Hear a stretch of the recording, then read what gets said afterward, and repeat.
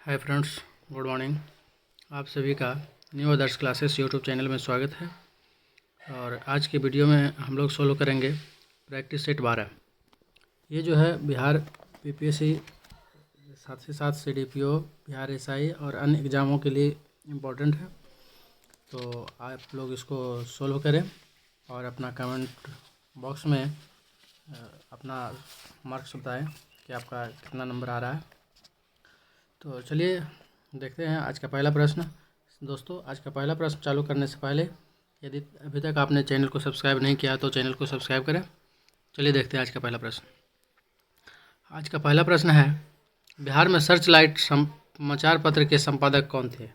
Option A है अब्दुल बारी, B Lambodar बारी, सी मुरली मोहन प्रसाद और डी है रामानंद चटर्जी और ई उपर्युक्त में से कोई नहीं या उपर्युक्त में से एक से अधिक।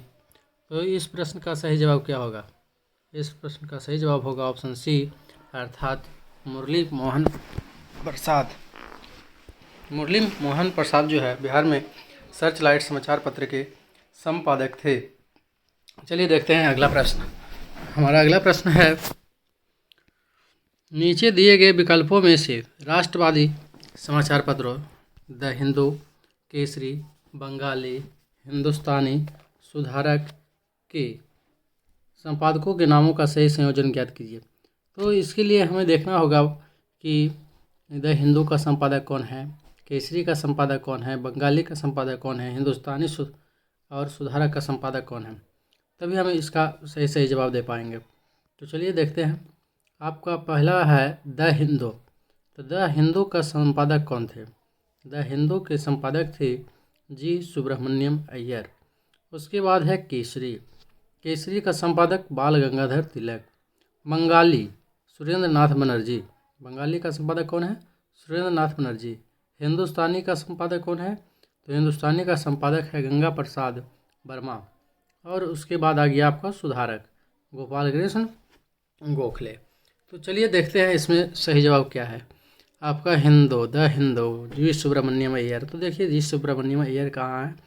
ए नहीं है, बी बाल गंगाधर तिलक ये भी नहीं होगा, सी जी सुब्रमण्यम अय्यर ये भी हो सकता है, डी जी सुब्रमण्यम अय्यर ये भी हो सकता है। यानी आपका ऑप्शन सी या डी में से कोई एक होगा या फिर आपका ई होगा। तो चलिए देखते हैं आगे। केसरी। तो केसरी का बाल गंगाधर तिलक, तो जी सुब्रमण्यम अय्यर, उसके बाद बाल गंगाधर तिलक। अगला देखते हैं बंगाली है। बंगाली का सुरेंद्र नाथ बनर्जी, और जबकि इसमें दिया गया है गंगा प्रसाद वर्मा, अतः सी नहीं होगा। डी देखते हैं, जी सुब्रमण्यम अय्यर, बाल गंगाधर तिलक, बंगाली का सुरेंद्र नाथ बनर्जी, हिंदुस्तानी के गंगा प्रसाद वर्मा और सुधारक का हो जाएगा आपका गोपाल कृष्ण गोखले। तो इस प्रकार से इसका सही जवाब क्या हो जाएगा? इसका सही जवाब होगा ऑप्शन डी। चलिए अगला प्रश्न देखते हैं। हमारा अगला प्रश्न है, निम्न में से कौन सा एक राष्ट्रवादी समाचार पत्र नहीं था? ऑप्शन ए है the Hindu, B Bengali, C the Maratha, D the Times of India, E उपर्युक्त में से कोई नहीं या उपर्युक्त में से एक से अधिक। इसका सही जवाब क्या होगा? इसका सही जवाब होगा ऑप्शन डी, अर्थात द टाइम्स ऑफ इंडिया।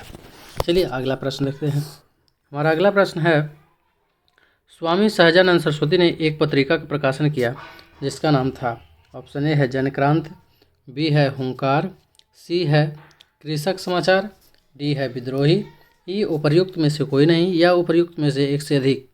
इसका सही जवाब क्या होगा? इसका सही जवाब है ऑप्शन बी, अर्थात हुंकार। हुंकार का प्रकाशन किसने किया था? हुंकार जो है एक पत्रिका है ना, और इस पत्रिका का प्रकाशन जो है किया था स्वामी सहजानंद सरस्वती ने। चलिए अगला प्रश्न देखते हैं। इंपीरियल कैडेट कॉर्प्स की स्थापना किसने की है? ऑप्शन ए है Lord Minto, B Lord Curzon, C Lord Lytton, D Lord Ripon, ये उपर्युक्त में से कोई नहीं, उपर्युक्त में से एक से अधिक। इसका सही जवाब होगा ऑप्शन बी। इसका सही जवाब क्या होगा? ऑप्शन बी, अर्थात Lord Curzon. Imperial cadet corps की स्थापना जो है किसने किया था? तो लॉर्ड कर्जन ने किया था। लॉर्ड कर्जन का काल क्या था? तो 1899 से 1905 ईस्वी तक। चलिए अगला प्रश्न देखते हैं। सुरेंद्र नाथ बनर्जी को किस वर्ष भारतीय सिविल सर्विसेज से हटाया गया है? ऑप्शन ए है 1874, बी है 1877, सी है 1885, डी है 1892, ई उपर्युक्त में से कोई नहीं या उपरोक्त में से एक से अधिक। तो इसका सही जवाब क्या होगा? इसका सही जवाब होगा आपका ऑप्शन ए, अर्थात 1874 ईस्वी में, है ना। 1874 ईस्वी में सुरेंद्र नाथ बनर्जी को भारतीय सिविल सर्विसेज से हटा गया था। चलिए अगला प्रश्न देखते हैं। हमारा अगला प्रश्न है, भारत में मीडिया को नियंत्रित करने के लिए एक्ट कब कब पारित किया गया है? ऑप्शन ए है 1835 में, 1867 में, 1878 में, 1908 में। बी है 1854, 1864, 1872, 1910। सी है 1854, 1872, 1908, 1910। डी है 1867, 1908, 1910, 1916। ई है उपर्युक्त में से कोई नहीं या उपर्युक्त में से एक से अधिक। तो इस प्रकार इसका सही जवाब क्या होगा?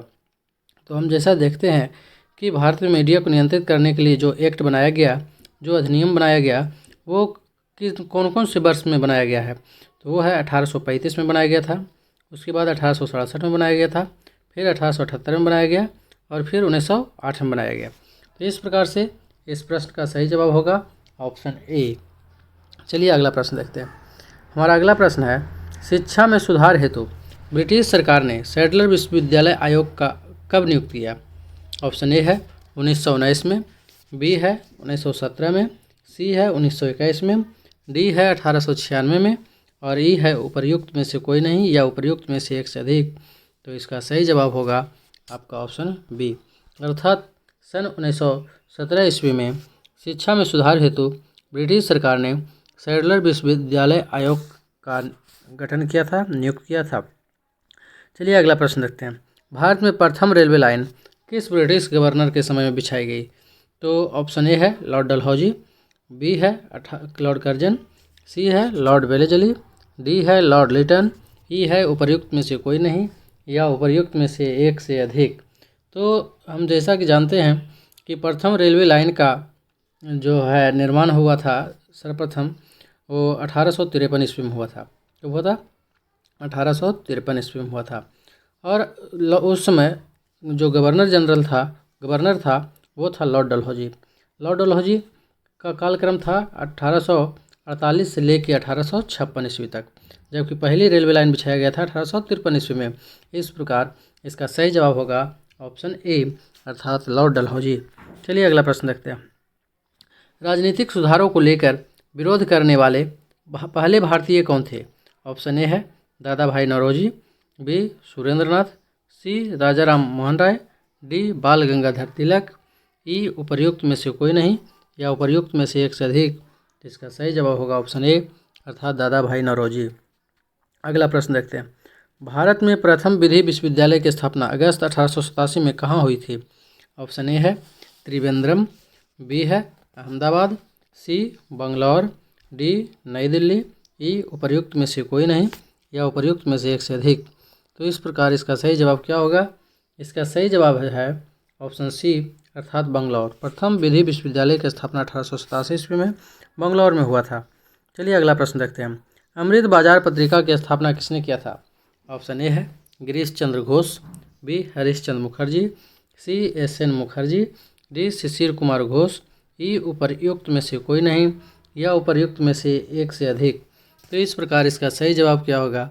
इसका सही जवाब होगा आपका आंसर डी, अर्थात शिशिर कुमार घोष। अमृत बाजार पत्रिका की स्थापना से एक व्यक्ति और संबंधित है, उनका नाम है मोतीलाल घोष। क्या नाम है? मोतीलाल घोष। अगर ऑप्शन में मोतीलाल घोष भी होता तो इसका सही जवाब हो जाता ऑप्शन ई, अर्थात उपर्युक्त में से एक से अधिक। चलिए अगला प्रश्न देखते हैं। हमारा अगला प्रश्न है, निम्नलिखित अखबारों में से कौन सा मुख्यतः उदारवादियों की गतिविधियों का प्रचारक था? उदारवादियों की गतिविधियों का प्रचारक कौन था? ऑप्शन ए है New India, B Leader, C Young India, D Free Press Journal, E उपर्युक्त में से कोई नहीं या उपर्युक्त में से एक से अधिक। तो इसका सही जवाब क्या होगा? इसका सही जवाब है ऑप्शन बी, अर्थात लीडर। चलिए आगे देखते हैं अगला प्रश्न। नागरिक सेवाओं के लिए प्रतियोगिता परीक्षा प्रणाली को सिद्धांततः स्वीकार किया गया। है ना। प्रतियोगिता परीक्षा प्रणाली को कब स्वीकार किया गया था? ऑप्शन ए है 1833 को, बी 1853 में, सी 1858 में, डी है 1882 में और ई है उपर्युक्त में से कोई नहीं या उपर्युक्त में से एक से अधिक। तो इसका सही जवाब होगा ऑप्शन बी अर्थात 1853 ईस्वी में। चलिए अगला प्रश्न देखते हैं। भारत में सबसे पहले रेल मार्ग तैयार हुआ था। रेल मार्ग सबसे पहले कब तैयार हुआ था? ऑप्शन ए है 1853, बी है 1854, सी है 1855, डी है 1859, ई है उपर्युक्त में से कोई नहीं, उपर्युक्त में से एक से अधिक। तो इसका सही जवाब होगा ऑप्शन ए अर्थात 1853 ईस्वी में। भारत में सबसे पहले जो है रेल मार्ग 1853 में हुआ था और उस समय गवर्नर जो था लॉर्ड डलहौजी था। लॉर्ड डलहौजी का कालक्रम था 1848 से लेकर 1856 ईस्वी तक। चलिए अगला प्रश्न देखते हैं। सूची 1 में अंकित नामों का सूची 2 में अंकित नामों से सुमेल करें तथा सूचियों के नीचे दिए गए कोटों का प्रयोग कर सही उत्तर चुनें। ऑप्शन ए में दिया हुआ, एक तरफ दिया हुआ है सूची 1 और एक तरफ दिया हुआ है सूची 2 और इसमें मिलान करना है ना। पुस्तक सूची 1 में पुस्तकों का नाम है और सूची 2 में लेखकों का नाम दिया गया है और इसमें मिलान करना है और मिलान करने के बाद इसका सही जवाब ढूंढना है। तो चलिए देखते हैं इसका सही जवाब क्या होगा। इसमें पहला दिया हुआ है history of the freedom movement in India और इसका लेखक कौन था? History of the freedom movement in India के लेखक थे ताराचंद्र। कौन थे? ताराचंद्र। अर्थात ए का एक हो जाएगा। अब ए का एक किस में है? तो ए का एक ऑप्शन ए में भी है और ऑप्शन सी में भी है। अर्थात इसका सही जवाब हो सकता है ए, सी या डी। चलिए अभी आगे मिलाते हैं। इसका बाद जो है history of the freedom movement in Bihar. History of the freedom movement in Bihar के लेखक थे के दत्ता। कौन थे? K Datta. History of the freedom movement in Bihar के लेखक कौन थे? के दत्ता थे। अर्थात बी का 5। तो बी का 5 किस में दिया गया है? बी का 5 जो है आपका सी में दिया गया है। अर्थात अब हमारा 2 ही ऑप्शन बचा, सी और डी। चलिए देखते हैं अभी सी का आपका क्या होगा? आनंद मठ। तो आनंद मठ का लेखक बंकिम चंद्र चटर्जी या फिर सी के 6। चलिए ठीक है। प्रेसेप्टस ऑफ जीसस। तो प्रेसेप्टस ऑफ जीसस का हो जाएगा कौन? प्रेसेप्टस ऑफ जीसस हो जाएगा फादर बुल्के। अर्थात डी का 4। डी का क्या हो जाएगा? सॉरी, डी का 4 नहीं होगा, डी का 3 होगा। प्रेसेप्टस ऑफ जीसस का लेखक है राजा राम मोहन राय। डी का 3 सही है। और उसके बाद हो गया ई द इंडियन मुसलमान। तो द इंडियन मुसलमान का हो जाएगा आपको क्या हो जाएगा? द इंडियन मुसलमान का हो जाएगा आपको डब्ल्यू हंटर हो जाएगा। द इंडियन मुसलमान का क्या हो जाएगा? W Hunter. जैसा कि हम देख रहे हैं कि सूची 2 में 6 ऑप्शन दिया गया है, 1 2 3 4 5 6, लेकिन इस जो है हम लोग को केवल कन्फ्यूज करने के लिए डाला गया है ना। चलिए तो इस प्रकार हम लोग देखते हैं कि इसका सही जवाब क्या हो गया। इसका सही जवाब हो गया आपका ऑप्शन सी। चलिए अगला प्रश्न देखते हैं। हमारा अगला प्रश्न है 1878 का वर्नाक्यूलर प्रेस एक्ट किसने रद्द कर दिया था? ऑप्शन ए है लॉर्ड रिपन, बी है लॉर्ड लिटन, सी है लॉर्ड कर्जन, डी है लॉर्ड मिंटो और ई है उपर्युक्त में से कोई नहीं या उपर्युक्त में से एक से अधिक। तो इसका सही जवाब होगा ऑप्शन ए अर्थात लॉर्ड रिपन है ना। 1878 का वर्नाक्यूलर प्रेस एक्ट को किसने रद्द किया? तो लॉर्ड रिपन ने रद्द किया था। चलिए आगे देखते हैं। अमेरिका में फ्री हिंदुस्तान अखबार किसने शुरू किया था? ऑप्शन ए है रामनाथ पुरी और बी है जी.डी. कुमार, सी लाला हरदयाल, डी तारकनाथ दास और ई उपर्युक्त में से कोई नहीं या उपर्युक्त में से एक से अधिक। तो इसका सही जवाब होगा ऑप्शन डी अर्थात तारकनाथ दास। तारकनाथ दास जो है अमेरिका में फ्री हिंदुस्तान अखबार शुरू किया था। चलिए अगला प्रश्न देखते हैं। इंडियन अर्नेस्ट के लेखक कौन थे? ऑप्शन ए है Dadabhai Naoroji, be Annie Besant, सी है आपको लाला लाजपत राय, डी है वेलेंटाइन सीरोल और ई है उपर्युक्त में से कोई नहीं या उपर्युक्त में से एक से अधिक। तो इसका सही जवाब होगा आपका ऑप्शन डी। क्या होगा? ऑप्शन डी अर्थात वेलेंटाइन सीरोल। अगला प्रश्न, बंगला नाटक नील दर्पण का अंग्रेजी अनुवाद किसने किया था? ऑप्शन ए है दीनबंधु मित्र, बी है जेम्स लॉन्ग, सी है एंटोनियो ग्रामस्की, डी है माइकल मधुसूदन दत्त और ई है उपर्युक्त में से कोई नहीं या उपर्युक्त में से एक से अधिक। तो इसका सही जवाब क्या हो जाएगा? इसका सही जवाब होगा ऑप्शन डी अर्थात बंगला नाटक नील दर्पण का अंग्रेजी अनुवाद जो है किसने किया था? माइकल मधुसूदन दत्त ने किया था।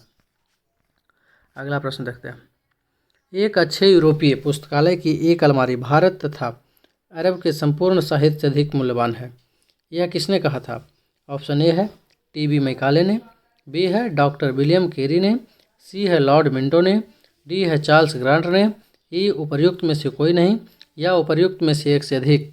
तो इसका सही जवाब होगा ऑप्शन ए अर्थात टी.बी. मैकाले। क्या होगा? टी.बी. मैकाले। अगला प्रश्न देखते हैं। अगला प्रश्न है 22 नंबर। पटना से प्रकाशित होने वाला प्रथम अंग्रेजी अखबार कौन सा था? ऑप्शन ए है द इंडियन नेशन, बी है द बिहार हेराल्ड, सी है द मिरर, डी है हिंदू पेट्रियाट, ई उपर्युक्त में से कोई नहीं, उपर्युक्त में से एक से अधिक। तो इस प्रकार इसका सही जवाब क्या होगा? इसका सही जवाब होगा ऑप्शन बी। क्या होगा? ऑप्शन बी अर्थात द बिहार हेराल्ड। ये द बिहार हेराल्ड जो है पटना से प्रकाशित होने वाला प्रथम अंग्रेजी अखबार था। अगला प्रश्न देखिए। हमारा अगला प्रश्न है 1835 में पहला जिला स्कूल कहाँ खोला गया था? ऑप्शन ए है मुजफ्फरपुर, बी दरभंगा, सी पटना, डी रांची, ई उपर्युक्त में से कोई नहीं या उपर्युक्त में से एक से अधिक। तो इसका सही जवाब होगा ऑप्शन सी अर्थात पटना। क्या होगा? पटना। पटना में पहला जो है जिला स्कूल खोला गया था। चलिए अगला प्रश्न देखते हैं। निम्नलिखित में कौन सी पुस्तक बाल गंगाधर तिलक ने लिखी है? ऑप्शन ए है इंडिया इन ट्रांजिशन, बी है गीता रहस्य, सी है Gokhale my political guru, D है डिस्कवरी ऑफ इंडिया, ई है उपर्युक्त में से कोई नहीं या उपर्युक्त में से एक से अधिक। इसका सही जवाब होगा ऑप्शन बी अर्थात गीता रहस्य। गीता रहस्य के लेखक जो है कौन थे? बाल गंगाधर तिलक थे। चलिए अगला प्रश्न देखते हैं। द हिंदू तथा स्वदेश मित्रम पत्रिका किसने शुरू की थी? ऑप्शन ए है राजा राम मोहन राय, बी है गिरीश चंद्र घोष, सी है जी सुब्रमण्यम अय्यर, डी है लोकमान्य तिलक, ई है उपर्युक्त में से कोई नहीं या उपर्युक्त में से एक से अधिक। तो इस प्रकार इसका सही जवाब होगा आपका ऑप्शन सी अर्थात इसका सही जवाब होगा ऑप्शन सी अर्थात जी सुब्रमण्यम अय्यर, है ना।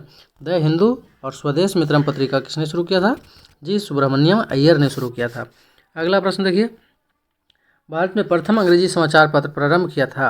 ऑप्शन ए है दादा भाई नौरोजी, बी है जेम्स ए हिक्की, सी है Lord William Bentinck, D Rabindranath Tagore, E उपर्युक्त में से कोई नहीं या उपर्युक्त में से एक से अधिक। इसका सही जवाब होगा ऑप्शन बी अर्थात जेम्स ए हिक्की ने प्रथम अंग्रेजी समाचार शुरू किया था। कहाँ? भारत में। 27 है वंदे मातरम बंकिम चंद्र चटर्जी के कौन से उपन्यास का भाग था जिसने लाखों भारतीयों को देशभक्ति के लिए प्रोत्साहित किया था? ऑप्शन ए है स्वराज्य, बी शकुंतला, सी आनंदमठ, डी गीता रहस्य, ई उपर्युक्त में से कोई नहीं या उपर्युक्त में से एक से अधिक। तो इस प्रकार इसका सही जवाब होगा ऑप्शन सी। क्या होगा? Option C Anandamath. आनंदमठ के लेखक बंकिम चंद्र चटर्जी थे और इस पुस्तक ने लाखों भारतीयों को देशभक्ति के लिए प्रोत्साहित किया। चलिए आगे देखते हैं। हमारा अगला प्रश्न है निम्नलिखित में से कौन सी पुस्तक तिलक ने लिखी थी? तिलक मतलब बाल गंगाधर तिलक ने। ऑप्शन ए है India in transition, B Gita Rahasya, C Gokhale my political guru, D discovery of India और ई है उपर्युक्त में से कोई नहीं या उपर्युक्त में से एक से अधिक। तो इसका सही जवाब हो जाएगा आपका ऑप्शन बी। क्या होगा? ऑप्शन बी अर्थात गीता रहस्य। गीता रहस्य के लेखक कौन है? तो बाल गंगाधर तिलक हैं। चलिए अगला प्रश्न देखते हैं। भारतीय प्रेस की स्वतंत्रता का प्रणेता किसे कहा जाता है? ऑप्शन ए है अगस्टस हिक्की, ऑप्शन बी है चार्ल्स मेटकॉफ, सी मैकग्रेथ, डी डिज़रायली और ई उपर्युक्त में से कोई नहीं या उपर्युक्त में से एक से अधिक। तो दोस्तों इस प्रश्न का जो सही जवाब है वो है ऑप्शन बी। क्या होगा? Charles Metcalfe.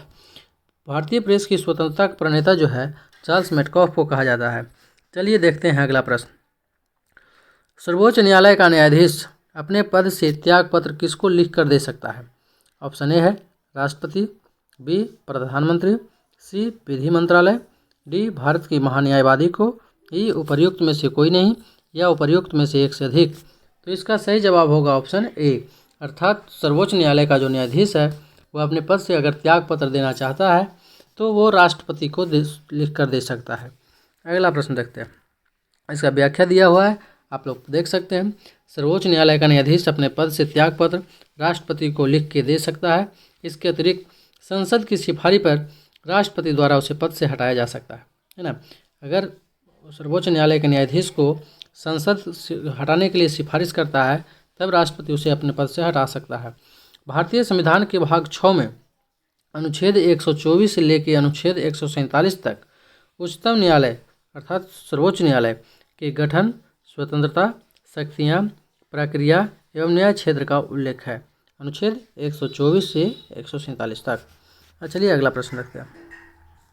न्यायिक पुनर्विलोकन का अर्थ है कि सर्वोच्च न्यायालय डैश ऑप्शन ए है को सभी प्रकरणों पर अंतिम अधिकार प्राप्त होता है, राष्ट्रपति के विरुद्ध दोषारोपण कर सकता है, उच्च न्यायालयों द्वारा निर्णीत प्रकरणों की समालोचना कर सकता है, किसी भी राज्य के कानून को अवैध घोषित कर सकता है, और ई उपर्युक्त में से कोई नहीं या उपर्युक्त में से एक से अधिक।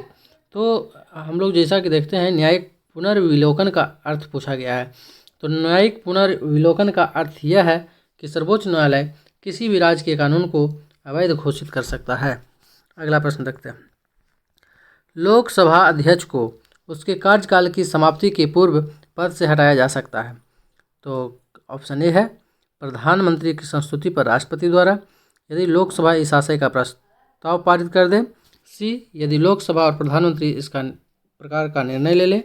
डी, यदि संसद के दोनों सदन इस आशय का प्रस्ताव पारित करे। ई, उपर्युक्त में से कोई नहीं या उपर्युक्त में से एक से अधिक। तो इसका सही जवाब होगा ऑप्शन बी, अर्थात यदि लोकसभा इस आशय का प्रस्ताव पारित कर दे। लोकसभा अध्यक्ष को उसके कार्यकाल की समाप्ति के पूर्व पद से हटाया जा सकता है जब लोकसभा का सदस्य जो है उससे लोकसभा अध्यक्ष को हटाने के लिए प्रस्ताव पारित कर दे। चलिए अगला प्रश्न देखते हैं। लोकसभा द्वारा पारित धन विधेयक राज्यसभा द्वारा भी पारित मान लिया जाएगा यदि राज्यसभा द्वारा उस पर कोई कार्रवाई नहीं की जाती है। ऑप्शन ए है 10 दिनों तक, बी 14 दिनों तक, सी 15 दिनों तक, डी 16 दिनों तक, ई उपर्युक्त में से कोई नहीं या उपर्युक्त में से एक से अधिक। तो इस प्रकार इसका सही जवाब होगा ऑप्शन बी 14 दिन तक। यदि कोई प्रस्ताव लोकसभा द्वारा पारित किया गया है ना, और उसे राज्यसभा में भेजा गया है और राज्यसभा यदि 14 दिनों के अंदर तक अपना उस पर कोई कार्रवाई नहीं करता है तो उसे राज्यसभा द्वारा भी पारित मान लिया जाएगा, है ना। तो इसका सही जवाब होगा ऑप्शन बी। चलिए अगला प्रश्न देखते हैं। लेखानुदान संघ सरकार को अनुमति प्रदान करता है। लेखानुदान संघ सरकार को अनुमति प्रदान करता है। क्या अनुमति प्रदान करता है? ऑप्शन ए है सार्वजनिक ऋण लेने के लिए, बी भारतीय रिजर्व बैंक से धन उधार लेने के लिए, सी राज्यों को अनुदान प्रदान करने के लिए, डी निश्चित अवधि के लिए भारतीय संचित निधि से धन निकालने के लिए, ई उपर्युक्त में से कोई नहीं या उपर्युक्त में से एक से अधिक। और लेखानुदान संघ सरकार को अनुमति प्रदान करता है। क्या अनुमति प्रदान करता है? इसका सही जवाब होगा ऑप्शन डी। क्या होगा? ऑप्शन डी, अर्थात निश्चित अवधि के लिए भारतीय संचित निधि से धन निकालने की अनुमति प्रदान करता है लेखानुदान।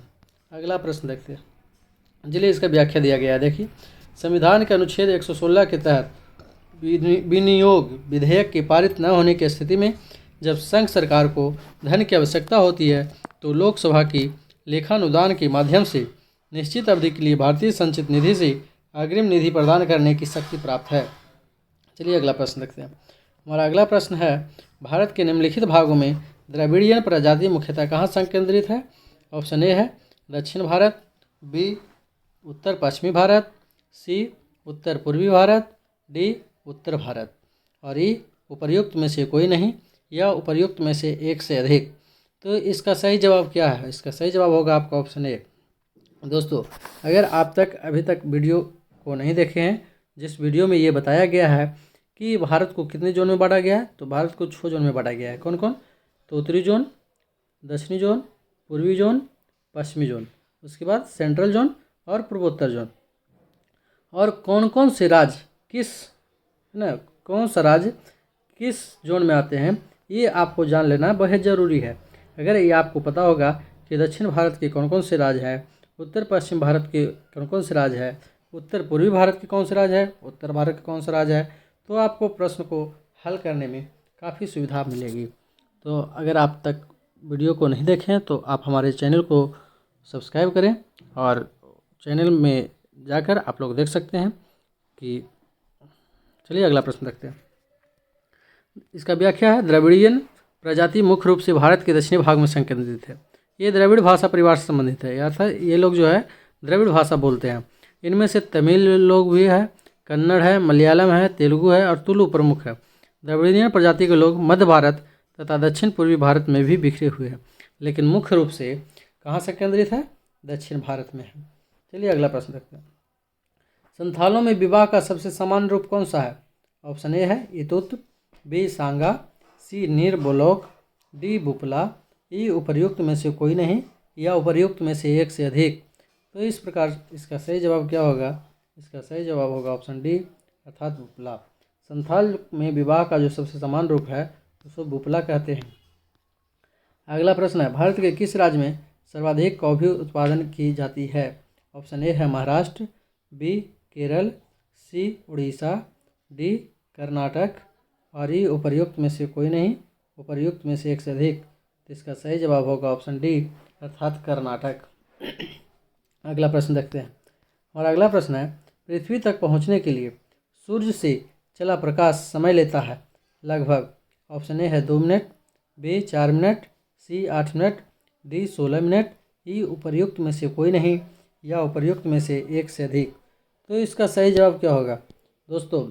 यदि ये इसमें ऑप्शन ई नहीं रहता, उपर्युक्त में से कोई नहीं, उपर्युक्त में से कोई नहीं या उपर्युक्त में से एक से अधिक, ये ऑप्शन नहीं रहता तो हमारा सही जवाब हो जाता ऑप्शन सी। क्यों? क्योंकि सूर्य के प्रकाश को पृथ्वी तक पहुंचने में कुल समय लगता है 8 मिनट 19 सेकेंड। कितना समय लगता है? 8 मिनट 19 सेकेंड का समय लगता है, जो कि प्रश्न ऑप्शन सी में दिया गया है 8 मिनट, जो कि निकटतम मान है ना, 8 मिनट 19 सेकेंड का निकटतम मान है। लेकिन ऑप्शन ई में दिया गया है उपर्युक्त में से कोई नहीं। इस प्रकार इसका सही जवाब होगा ऑप्शन ई। क्यों? क्योंकि पृथ्वी तक पहुंचने के लिए सूर्य से चला प्रकाश कितना समय लेता है? तो 8 मिनट 19 सेकेंड का समय लगता है उसको धरती पर आने के लिए, और ऑप्शन किसी में भी 8 मिनट 19 सेकेंड नहीं है। इस प्रकार इसका सही जवाब होगा आपका ऑप्शन ई अर्थात इनमें से कोई नहीं। चलिए अगला प्रश्न देखते हैं। हमारा अगला प्रश्न है, जब दिन और रात की अवधि बराबर होती है तो सूर्य की किरणें सीधी पड़ती है। ऑप्शन ए है उत्तरी ध्रुव पर, बी भूमध्य रेखा पर, सी दक्षिणी ध्रुव पर, डी कर्क रेखा पर, ई उपर्युक्त में से कोई नहीं या उपर्युक्त में से एक से अधिक। तो जब दिन और रात की अवधि बराबर होती है तो सूर्य की किरणें सीधी पड़ती है। कहाँ पड़ती है? भूमध्य रेखा पर। चलिए अगला देखते हैं। मौसम परिवर्तन पृथ्वी की गति की किस विशिष्टता से होती है? ऑप्शन ए है सूर्य के चारों ओर परिक्रमा, बी धुरी पर 23.5 डिग्री अंश का झुकाव, सी अपनी धुरी पर घूमना, डी उपरोक्त सही सभी और ई उपरोक्त में से कोई नहीं या उपर्युक्त में से एक से अधिक। तो इसका सही जवाब क्या है? इसका सही जवाब होगा आपका मौसम परिवर्तन पृथ्वी की गति की किस विशिष्टता के? तो पृथ्वी की गति के इसमें सूर्य के चारों ओर परिक्रमा और धुरी पर 23.5 डिग्री अंश का झुकाव, ये दोनों ही सही है ना, ये दोनों ही सही है। सूर्य के चारों ओर परिक्रमा करना और धुरी पर 23.5 डिग्री अंश का झुकाव मौसम परिवर्तन पृथ्वी की विशिष्टता है। तो इस प्रकार इसमें सही जवाब हो जाएगा आपको ऑप्शन ई। इसका सही जवाब क्या होगा? ऑप्शन ई होगा अर्थात उपर्युक्त में से एक से अधिक, यही होगा आपका। चलिए आज की वीडियो में बस इतना ही। अगर वीडियो आपको पसंद आया हो तो लाइक करें, शेयर करें, चैनल को सब्सक्राइब करें। चलिए वीडियो देखने के लिए धन्यवाद।